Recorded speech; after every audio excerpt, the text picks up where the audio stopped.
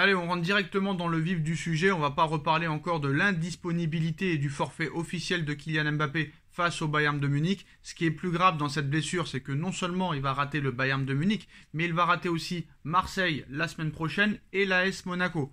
Et là, ça commence très clairement à être inquiétant.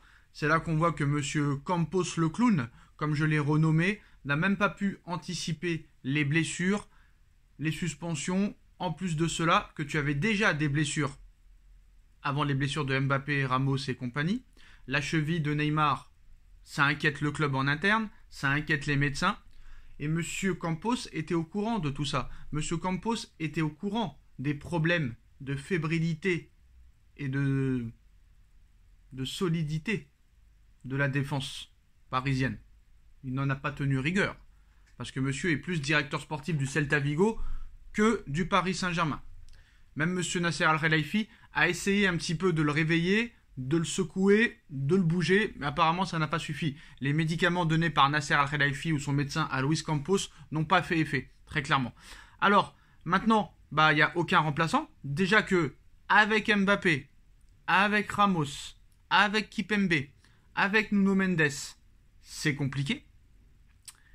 Mais alors, sans Mbappé, sans Ramos, sans Kipembe, tu n'as même pas de remplaçant au niveau de ces joueurs-là. Quoique Ramos, c'est peut-être pas une mauvaise chose en soi. Mais voilà, peut-être que Ramos, dans ce genre de match-là, il aurait pu peut-être se réveiller. Mais bon, c'est un peu utopique. Alors maintenant, la cerise sur le gâteau, comme vous le savez, Messi a 35 ans. Messi va sur ses 36 ans. C'est vrai que Messi a fait un bon match contre Montpellier, surtout une belle deuxième mi-temps, et qu'il avait l'air plus à l'aise et plus libre sur le terrain quand Neymar et Mbappé ne sont pas là. Mais malheureusement, voilà, Messi a 36 ans. Messi est en fin de contrat avec le Paris Saint-Germain. Ça fait des mois et des mois qu'on nous dit qu'il y a un accord pour une prolongation de contrat. Alors là, on apprend en Angleterre que Luis Campos a pour priorité absolue le départ de Neymar l'été prochain. Qu'il le voulait aussi, l'été dernier, ça n'avait pas pu se faire. Et l'été prochain, ça se fera encore moins. Parce que Neymar est sous contrat avec le Paris Saint-Germain jusqu'en 2027. Voilà, monsieur Campos. C'est ça la réalité des choses. Parce que tes très grands dirigeants qui t'ont choisi ont choisi de prolonger Neymar jusqu'en 2027. Moi, je serais eux, je l'aurais prolongé jusqu'en 2040. Ça aurait été quand même plus concevable. Bref, trêve de plaisanterie. Neymar ne voudra jamais quitter le Paris Saint-Germain. Surtout avec un salaire de 30 millions d'euros par an. Où il est dans un confort exceptionnel. Où on le laisse tout faire. Jamais. Que Chelsea le veuille, que d'autres clubs le veuillent, il n'ira pas. Très clairement, il n'ira pas. À moins qu'il pète les plombs littéralement, il n'ira pas. Il est trop dans le confort à Paris. Alors, Luis Campos voudrait virer Neymar. Ce départ pourrait permettre au Paris Saint-Germain de financer l'achat d'un joueur au profil offensif, jeune et dynamique. Les trois options privilégiées et prioritaires pour l'été prochain sont Marcus Rashford de Manchester United, Raphaël Leao du Milan AC et Victor Osimhen du Napoli.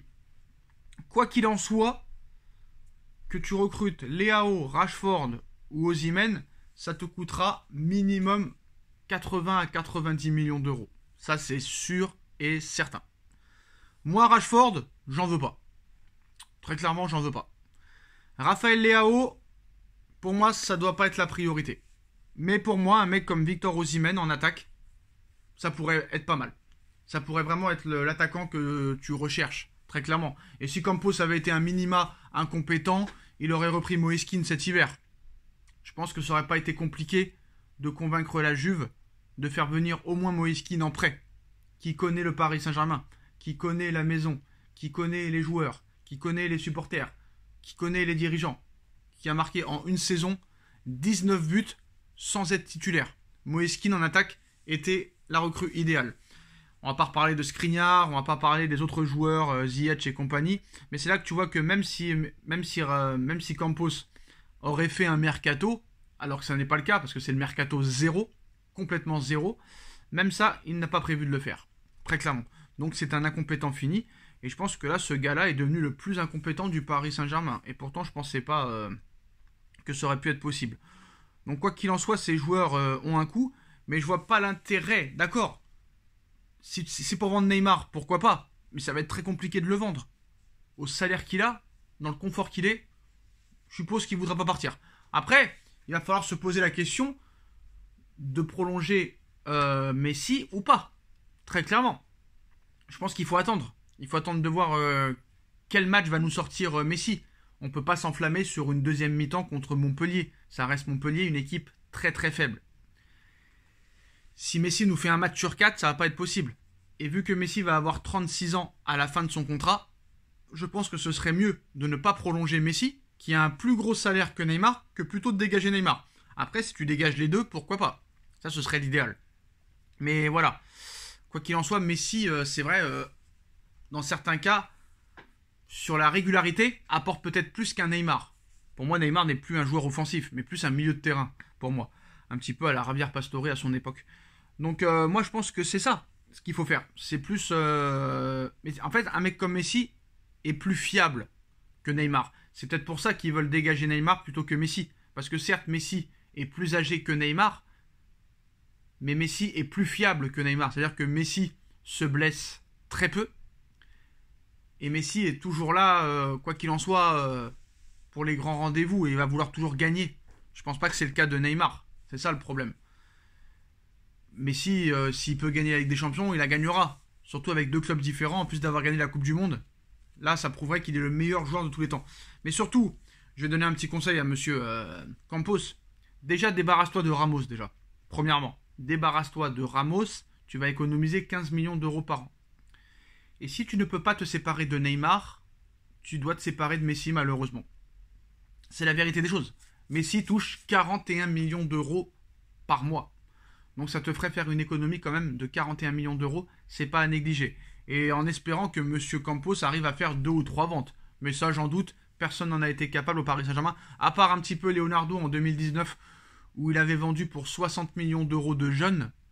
Là, honnêtement, moi, ce que je ferais, c'est très clairement, je compterais sur les jeunes. Là, pour l'instant, honnêtement, vu le fair play financier qu'il ne veut pas nous lâcher, moi, j'arrête de recruter. Voilà, honnêtement, j'arrêterai de recruter et je ferai avec les jeunes et je ferai quelques années de transition, c'est pas grave. Du style comme le Real Madrid a fait ou comme Chelsea l'a fait à une époque. Voilà, ils ont fait avec ce qu'ils avaient. On a compté un petit peu sur les jeunes, on les a fait monter, on les a formés. Voilà, pourquoi pas former Ismaël Garbi? Pourquoi pas former de plus en plus Emery qui a marqué? Pourquoi ne pas donner plus de chance à d'autres joueurs qui ne jouent pas assez? Les mecs qui vont revenir de près, pourquoi pas les faire progresser? Un Icardi qui est en pleine bourre à Galatasaray, pourquoi pas le remettre en attaque? Voilà, c'est comme ça qu'il faut réfléchir. Quand quelqu'un ne veut pas que tu recrutes, quand quelqu'un ne veut pas te faire quelque chose, essaye de faire avec ce que tu as. Très clairement, voilà. Après, Skriniar, il va arriver libre, donc ça, c'est une arrivée gratuite, donc tant mieux.